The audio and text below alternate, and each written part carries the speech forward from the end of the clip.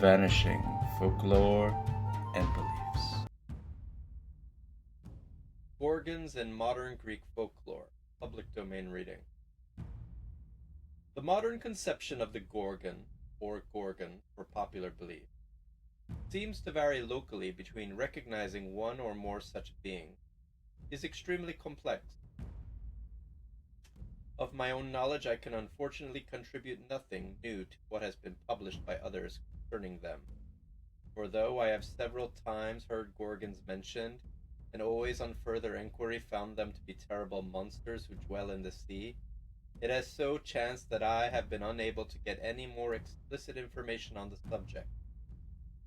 The present section is therefore, so far as the facts are concerned, a compilation from the researches of others, especially of Professor Politis of Athens University. A Gorgon is represented as half woman, half fish. Rough sketches on the walls or small taverns and elsewhere may often be observed depicting a woman with the tail of a fish, half emerging from the waves, and holding in one hand a ship, and in the other an anchor. Sometimes also she is armed with a breastplate. Similar designs are also to be seen tattooed upon the arms or breasts of men of the lower classes, especially among the maritime population. The Gorgons themselves are to be encountered in all parts of the sea, but their favorite resort, especially on Saturday nights, is reputed to be the Black Sea, where if one of them meets a ship, grasping the bows with her hand, she asks, "Is King Alexander living?" To this the sailors must reply, "He lives and reigns." They may also add, "And he keeps the world at peace," or, "And long life to you too." For then the awful and monstrous Gorgon, in gladness at the tidings, transforms herself into a beautiful maiden, and calms the waves, and sings melodiously with her lyre. If, on the contrary, the sailors make the mistake of saying that Alexander is dead, she either capsizes the ship with her own hand, or, by the wildness of her lamentation, raises a storm from which there is no escape nor shelter. The mention of Alexander the Great in these stories of the Gorgons, as also sometimes connections with the Nereids, is unimportant. It is not an instance of purely oral tradition, but has its source in the history of Alexander by Pseudo Callisthenes, of which there exist paraphrases in the popular tongue. The interest of such fables lies in the association of beauty and melody, as well as of horror with the Gorgon, and in the role of a marine deity which they play. In general, however, it is upon the monstrous and terrifying aspects of the Gorgons that the common folk seize, so that the name Gorgon is metaphorically applied to ill-favored and malevolent women. Thus, in the island of Rhodes, it is used of any large, fierce-looking virago. In Cephalonia, any lady conspicuously ill-featured. Allusion, too, has already been made to the case where a child possessed by the mania of bloodthirstiness is occasionally called a Gorgon. But there is another and fresh aspect of the Gorgon's nature suggested by the use of the word in synthos. There it is metaphorically applied to depraved women, and this isolated usage is in accord with one description of the Gorgon which has come down from the Middle Ages. This description forms part of a poem entitled The Physiologus, written in the most debased ecclesiastical Greek, and supposed to date from before the 13th century, which gives a fantastic account of the habits of many birds and beasts upon which the Gorgon is included. The Gorgon is a beast like unto a harlot, The hair of her head is all auburn, the ends thereof are as if it were of snakes, and her body is bare and smooth, white as a dove, and her bosom is a woman, with breasts fair to behold. But the look of her face brings death. Whatsoever looks upon her falls down and dies. She dwells in the regions of the west. She knows all languages and the speech of wild beasts. When she desires a mate, she calls first to a lion. For fear of death he draws not near to her. Again she calls to the dragon, but neither does the dragon go. And even so all the beasts, both small and great. She pipes sweetly and sings with charm beyond all. Lastly she utters in a human voice, "Come, sate fleshly desire, ye men of my beauty, die of yours." The men, knowing then their opportunity against her, lay snares that she may lose her pleasure, stand afar off that they may not see her, and raise their voice and cry and say unto her, "Dig a deep pit, put thy head therein, that we may not die and may come with thee."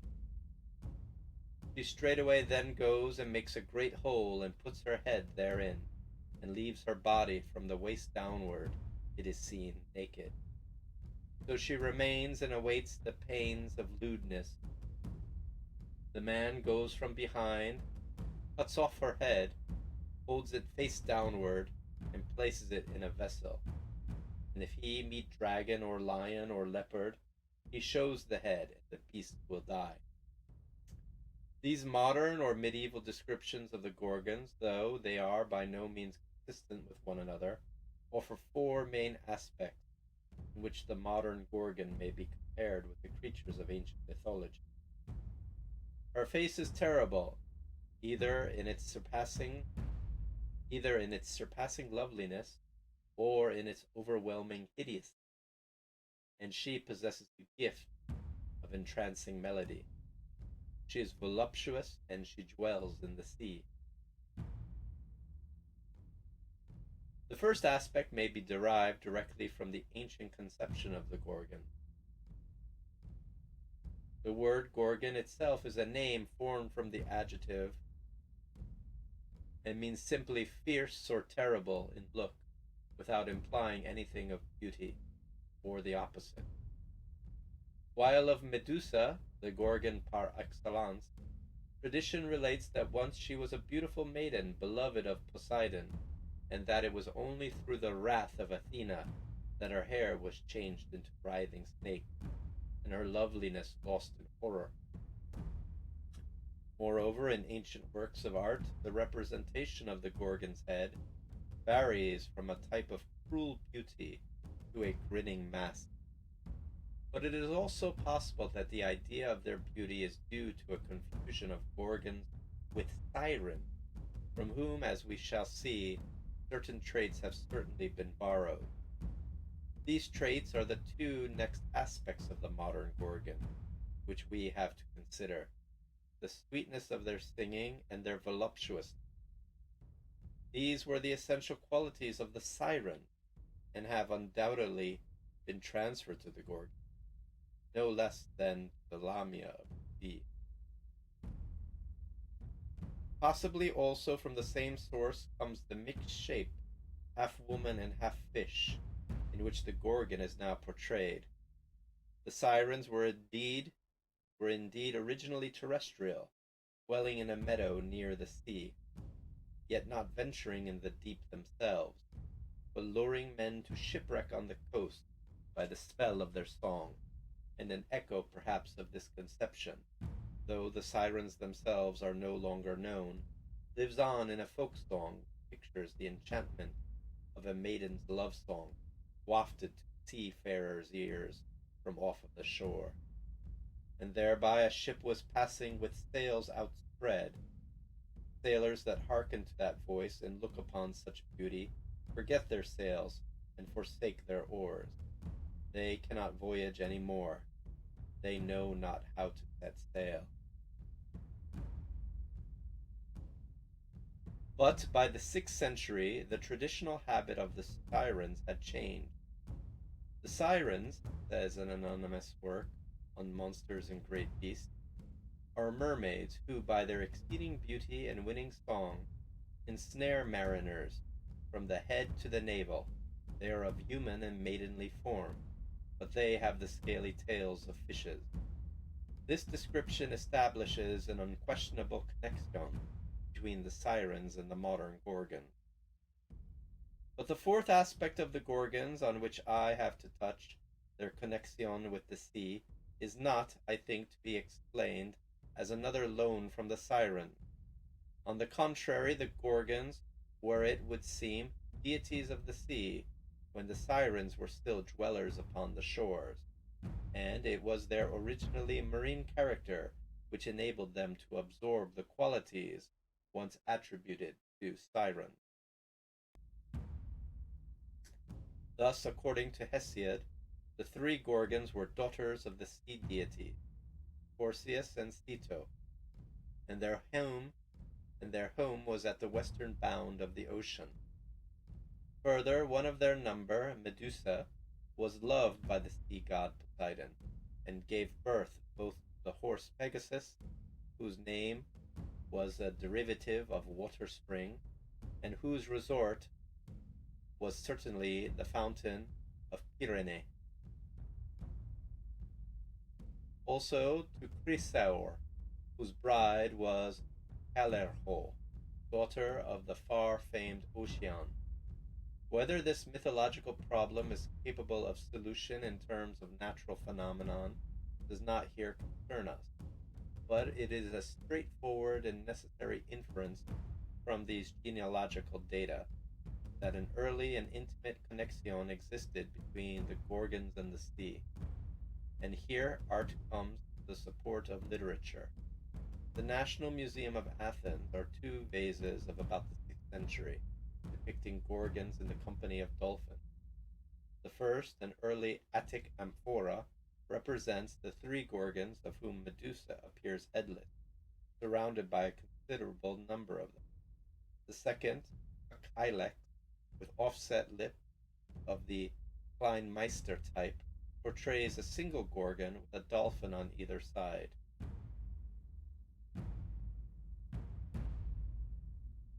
These artistic presentments furnish the strongest possible corroboration of Hesiodic lore, and justify the assertion that from the earliest times the Gorgons were deities of the sea.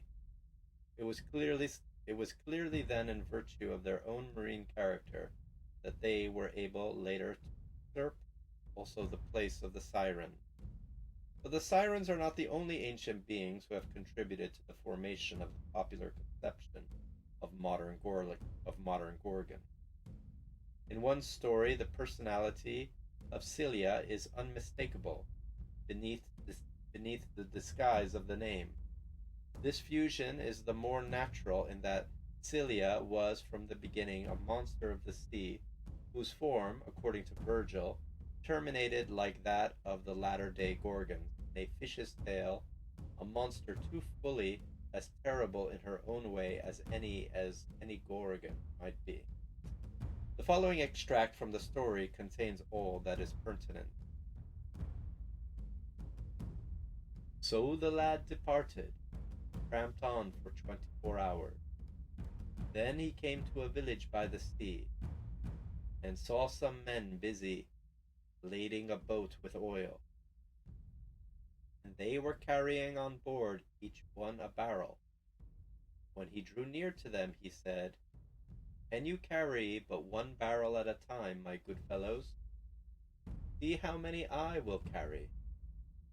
So saying, he took a barrel on each shoulder, and placed them in the boat. Then said the captain to him, "Thank you, my lad," for he was afraid of him. "Come and have some food." "No, thank you, captain," he replied. "I do not want any. But when you are passing yonder straits, please take me along with you." The captain was delighted to do so, for in the sea at that place there was a Gorgon. and from every boat that passed she took one man as toll and devoured him, or else she swamped the whole boat. So they set out, and as they were going, the captain said to the lad, "A turn at the tiller, my boy, that we may go and sleep, for we are tired."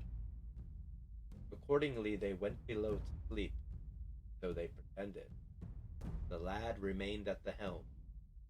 Suddenly the boat stopped.